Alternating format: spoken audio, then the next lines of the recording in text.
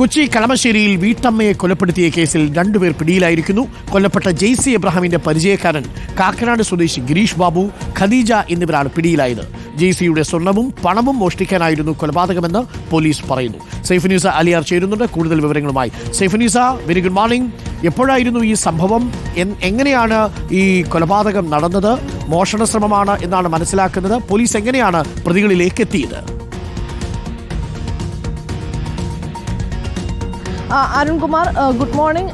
കഴിഞ്ഞ 2 ദിവസം മുൻപാണ് ഈ കൊലപാതകം നടന്നത്. വീട്ടമ്മ കൊല്ലപ്പെട്ടതിന് പിന്നാലെ തന്നെ ഇത് കൊലപാതകമാണെന്ന സംശയത്തിലേക്ക് പോലീസ് എത്തിയിരുന്നു. ഈ ജെയ്സി തോമസിന്റെ തലയിൽ ആഴത്തിലുള്ള മുറിവുകൾ ഉണ്ടായിരുന്നു. അതുകൊണ്ട് തലയ്ക്കടിയേറ്റാണ് മരണം എന്നാണ് പോലീസിന്റെ നിഗമനം ഉണ്ടായിരുന്നത്. ഒപ്പം തന്നെ CCTV ദൃശ്യങ്ങൾ പരിശോധിച്ചതിൽ നിന്ന് ഇവരുടെ വീട്ടിലേക്ക് ഹെൽമെറ്റ് ധരിച്ച ഒരാൾ വരുന്നതും 2 മണിക്കൂറിന് ശേഷം തിരിച്ചു പോകുന്നതും ദൃശ്യങ്ങൾ ഉണ്ടായിരുന്നു.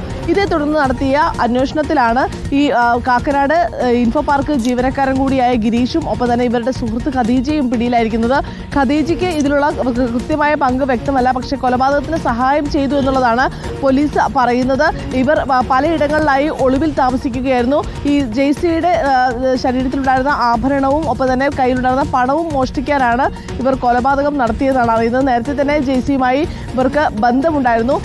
ഈ പരിചയത്തിൽ ആണ് ഇവർ ഈ അപ്പാർട്ട്മെന്റിലേക്ക് എത്തുകയും ചെയ്തത്. പിന്നീട് കൊലപാതകം നടത്തി ഇവർ തിരിച്ചു പോവുകയും ചെയ്യുകയായിരുന്നു. എന്തായാലും പോലീസ് CCTV ദൃശ്യങ്ങൾ കേന്ദ്രീകരിച്ച് നടത്തിയ പരിശോധനയിലാണ് ഇപ്പോൾ പ്രതികളെ 2 പേരെയും പിടികൂടിയിരിക്കുന്നത്. ഓക്കെ, സൈഫുനീസയാണ് വിവരങ്ങൾ നൽകിയത്.